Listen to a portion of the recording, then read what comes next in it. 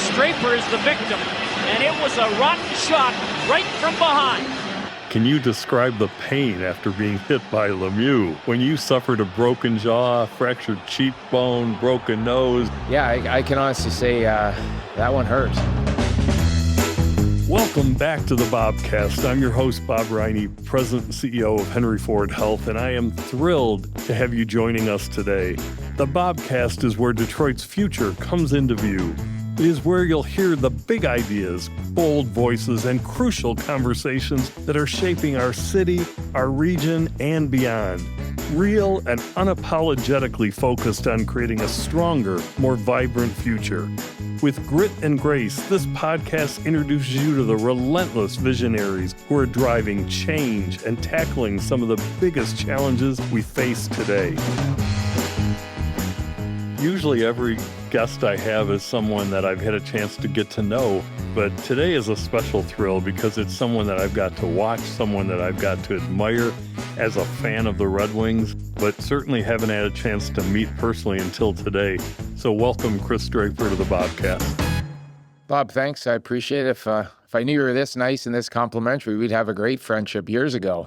Well, you may not think so when I throw my first question out. I did a little research on you. Competitive pickleball? Yeah. What's up with that? Huge pickleball player. Probably over the last 5 years, I've really enjoyed not only the chance to kind of get back into a competitive atmosphere, but I've met some great people along the way too. And I've actually competed in 4 tournaments that I'm pretty proud of. I usually go up to Grand Rapids and play in the Beer City Open. This year I had to take a hiatus. I had my left hip replaced. Well, you know what our orthopedic department calls pickleball? Probably like good customers. A boon to business. There you go. Yeah. Well, that could have been part of the reason why I ended up getting my left hip replaced. And I'm 3 weeks out and I'm going to get the right side done too. So new and improved. That's right. 2 new hips. Look out.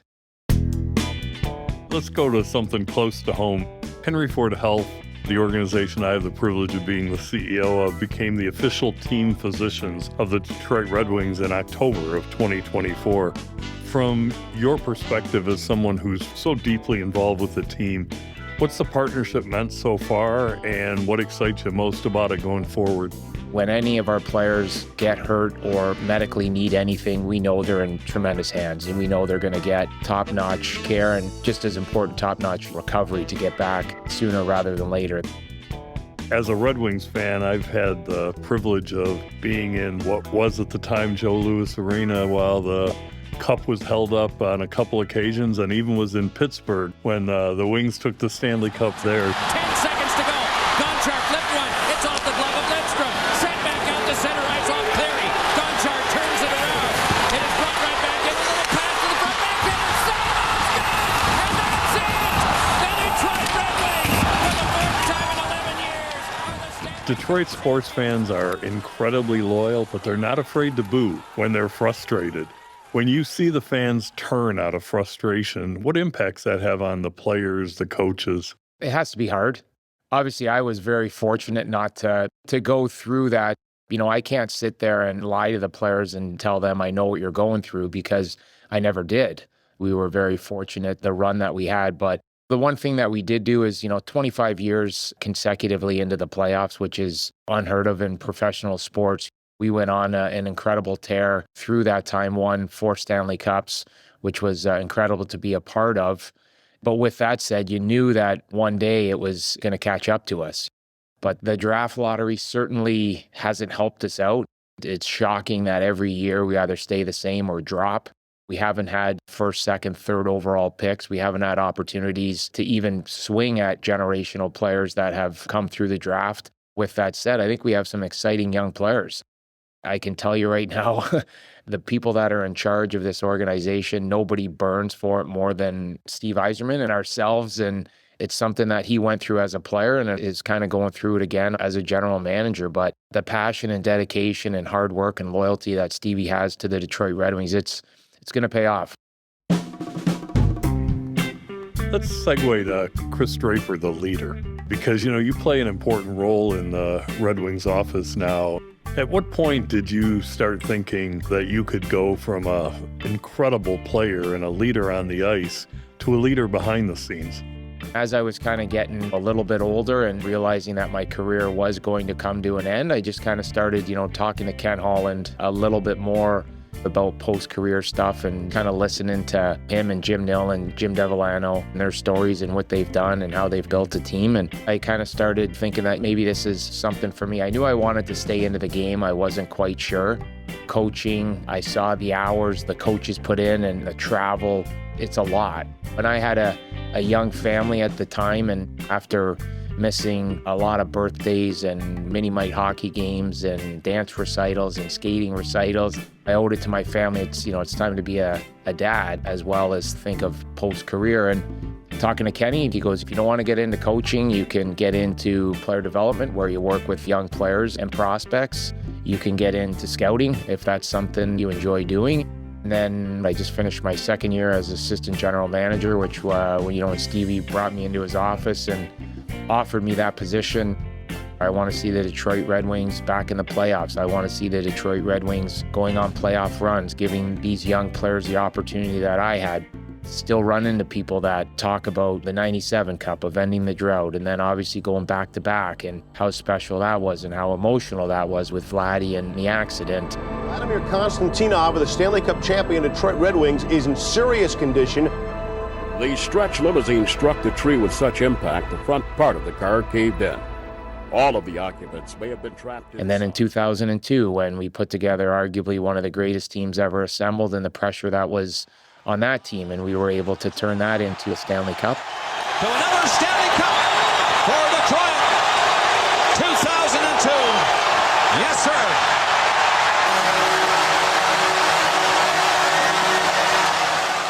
A pretty special one when I think everyone kind of thought the Detroit Red Wings were going to be on a downside and a decline. We ended up putting a heck of a team together in 08 and won the Stanley Cup, and unfortunately came up one goal short in 09 for another repeat. That one still stings. How would Steve describe your leadership? I'd like to think that my mindset is, I'm going to try to outwork the competition. I had no choice to do that as a player, to find a way to make a role here in Detroit and to be able to stay here in Detroit. And I take a lot of pride with being in the Red Wing organization since 1993. I'm very competitive. I think you could tell when we were talking about pickleball how the smile came on my face about how I enjoy being able to compete. And I want to bring that into the front office and into our work environment as well. How do you manage conflict in the office when it can't turn into a brawl? We've had some heated discussions because, we all want the same thing. That's something that I think that makes our front office pretty special. I know where I need to be and where I have to go and how many nights I have to be away from home and the importance of us drafting and developing and finding players. And then you have a son playing for the Michigan Wolverines right now. Yep. I'm sure you reflect back when you were that age. What advice have you given him either about do this because it worked for me or don't make the same mistake I did? So we drafted Kienan in the 7th round. He's a lot bigger than I am. He's 6'2", he's 210 pounds. He's a big right shot centerman playing up at the University of Michigan. And you know what? The one thing that Kienan's done that I'm really proud of is, every year he's gotten better up at U of M. He's taken on more of a responsibility. Nothing's been given to him. He's had to go in there and really fight for the role that he's had and the responsibility that he's had. So I got to ask you, because all families are different. Are your daughters cheering him on, or are they rolling their eyes and saying, enough of this sports? My daughter went to University of Michigan, but anytime Kennedy has a chance to come back and watch Keenan play, she's back. She lives in New York right now, works for CAA, and she's doing, fantastic. And then our youngest is going into her senior year at Marion. She's there every home game. You've had this unbelievable experience being a part of Stanley Cup championships, and not just one, but several. Give us one behind-the-scenes story. Tell us something that at one of these games you just really remember. One of the stories is in 2002, we were down 3-2 going into Colorado, and a lot of people had written us off. They have not had one yet in this series. Face-off goes to the Avs, and Kasparaitis will dump that. And you know what? Rightfully so, because Colorado obviously had a hell of a hockey team as well, and that rivalry was still pure hatred. Going in there for Game 6, it's as nervous as I've ever been for a game. I was just nervous because I didn't want to lose to Colorado, and I didn't want our season to be over. I just remember Dominik Hasek put on, to me, the greatest goaltending performance that I saw that night. Dominik Hasek coming to the left. Boy, that is vintage Dominik Hasek. He was just absolutely lights out, incredible. Sensational against Steve Yzerman. Artie and Verano looking into the middle. They've got Drury there. Pass to him. Drury, chance. Hasek, puck still loose. Rebound. Hasek trying to find it underneath him. Gets the whistle. And I just remember after when we came back into the dressing room, now it's 3-3, obviously we're going back into Detroit, and the business-like attitude and the stone-cold faces that we all had is like, we're not done yet. We're all kind of taking our jerseys off. That was exactly what Stevie said. We're not done yet. One more. And I just remember traveling back to Detroit, obviously the excitement about coming back here for Game 7. I remember that building for Game 7 against Colorado in 2002. I think warm-up was sold out. We are underway. Game 7. The winner goes to the Stanley Cup Finals against the Carolina Hurricanes. I just remember, all of a sudden it's, we go up 1-0, it's 2-0, it's 3-0. After the first period, it's 4-0. Backhander, save, rebound, Duchesne, score! That doesn't happen in Game 7s, and it certainly doesn't happen in a Game 7 with Detroit and Colorado in the heyday of that rivalry. And I just kind of remember coming back into the locker room, and everyone's just kind of head down and looking around. It's like, what just happened out there? And just realizing that we had to finish this, and obviously we go on and win that game 7-0. That's a good goal. This game is over to the Stanley Cup Finals goes Detroit. Just to be able to do that against that team, that organization, that rivalry was something I'll never forget. And going in from Game 6 and winning that game on the road 2-0 and coming back and winning 7-0 and Dom going back-to-back shutouts was absolutely incredible.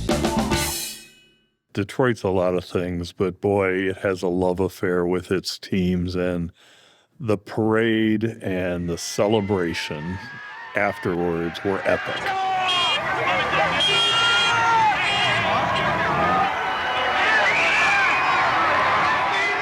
I got a classic story for 97, I can tell you that right now. We were at Mr. and Mrs. Illich's house. They had an incredible dinner set up, hanging out. We were obviously all drinking champagne, having an incredible night. We had the parade the next morning, and the Stanley Cup was there, and Stevie's like, you going out tonight? I'm like, yeah. And he goes, all right. He goes, take the cup. And I was like, whoa, okay. He goes, and as I grabbed the cup, I had about 6 or 7 people saying, you have to have the cup at Hockeytown Cafe at 8 o'clock in the morning. I'm like, no problem at all, guys. I got this. We had, I think it was Mac Maltz. It was Chris Osgood. We had a handful of guys. We kind of hit, a bunch of bars and restaurants through Birmingham and Royal Oak and had a night. For some reason, we ended up, let's take the cup to the Statue of Detroit. Why wouldn't we go do that at 5:30 in the morning? It was a great idea. I lived at Riverfront Towers at the time, so I had to get back downtown anyways. So all of a sudden, we pull up. I get out of the car first, and Mac hands me the cup, and I pull the cup out. And honestly, there probably had to be, all of a sudden, about 100 fans. Wow. And this is 5:45 in the morning. They're all of a sudden looking at us. They're like, it's Draper comes out with Macari, is that the Stanley Cup? And they ended up getting some pictures of this. We were handing the cup to them. And because remember, the Statue of Detroit had the big Red Wings jersey on. So we just kind of did that, whatever. And I just remember, I was like, why are you guys down here? And they're like, oh, we're here for the parade. And I'm like, wow. You're thinking that these people are getting here at 5:30, 6 o'clock to get ready for the parade. Meanwhile, I got to go home, I got to get ready, and I got to be back by Hockeytown in 2 hours. So we did it, but it was just, that's just, something, a memory that you just don't forget. And then all of a sudden we get down there and over 1 million people up and down Woodward into Hart Plaza. And obviously to be a part of 4 parades going up and down Woodward is pretty special. It's unbelievable. How often do you still skate? With the hips, I haven't skated nearly as much as I would like to. I'm hoping once the other one is healed up that I can get back on the ice, but I haven't skated a lot over probably the last 2 or 3 years. Henry Ford is the only health system in the country that has had the privilege to earn being the team physicians for all 4 major sports teams in the same city. So with that in mind, will we see it in the Lions games this year? Oh, absolutely. We went to one of the training camp days, hung around with Coach Campbell and saw all that. It's very similar to what we did. The expectations are, win and Super Bowl, and you think about what we went through. In 94, we lost to San Jose. 95, we got swept by New Jersey Devils in the Stanley Cup Finals. And 96, obviously, we ended up losing to Colorado in the conference finals. And in 97, we were able to kind of put it all together and go on a run and win a Stanley Cup. You brought up Game 6 of the Western Conference Finals in 1996. That strikes memory for a lot of reasons. Can you describe the pain after being hit by Lemieux when you suffered a broken jaw, fractured cheekbone, broken nose? Clears it around the boards. Coffey's over there, can't hold it in. I can honestly say that one hurt. Waiting for his teammates to clear. Draper's hurt. He got leveled by Claude Lemieux, and he is down on the ice. I just remember getting hit, and then I just remember kind of getting to all fours. Tried to get up, couldn't get up. Maybe a huge break for the Red Wings and a real bad turn of events for the Avalanche. Well, hit from behind with his face next to the boards. He hit the dasher, the top of the boards with his cheek or his mouth or something. John Wharton came out on the ice, and he wanted me to kind of lay down, go down, and he wanted to board me off the ice. I remember seeing the door of McNichol Arena. You got to kind of skate through to the other zone to get there. Keith Primo and John Wharton helped me up. It's a 5-minute major. I just remember skating towards the door, and I got to the door, and then I lost consciousness. I went out, ended up obviously on the doctor's table. I guess I remember kind of waking up a couple times and kind of going back out. And then finally, I think it was like the third or fourth time I sat up, and obviously by then I had some painkillers, and obviously they wanted to take care of the stitches. I was cut, so I kind of sat up, and just like any hockey player, kind of looked around and started to get dressed to go back out on the ice. And I remember they were kind of like, "What are you doing?" I said, "I just feel pretty good. I want to get back on the ice now, And they're kind of like, "I'm going to walk you over here for a second." So they walked me over, and I took probably about 5 or 6 steps, and then kind of showed me, what had happened. I caught the top of the dasher board and broke my orbital bone. I broke my nose, my cheekbone, and my jaw, all on the right side. So obviously I realized then that my season was over. I wasn't going back out there. It was a tough summer. I was wired shut for 6 weeks and drank a lot of Ensure. And back then Ensure was not very good. I had to go through a straw for 6 weeks of how I was going to get my food.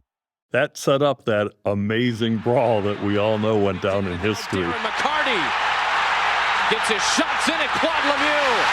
And look who came all the way out to try to help, Patrick Waugh. It was incredible to be a part of those teams and a part of those rivalries for sure. Mike Vernon with a great left, follows up with the right.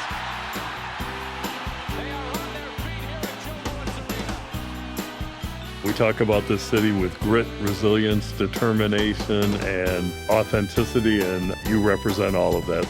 I want to thank you, Kris, for being my guest on the BOBcast. Thanks, Bob. Appreciate it. I had a blast. As I stated at the beginning, this was my first guest that I had never met before, and I didn't know what that would be like. But boy, Kris Draper's a what you see is what you get kind of guy, and he was so friendly from the very beginning. And as I was listening to him, he just reminded me of a quintessential Detroiter in so many ways. He comes from Canada and made Detroit his home in every step of the way, in every part of that definition. I just thought, this is another great leader who doesn't even probably know as much influence that he actually has and how effective he is at leading. If you enjoyed this episode, please click follow so you will never miss a future episode. Share us with your friends and leave us a 5-star rating and review, which will help others find us. If you have suggestions for a topic or a guest, email us at bobcast@hfhs.org. Remember, every action we take today is a step towards the future we're building together. Let's keep striving, keep believing, and keep moving forward.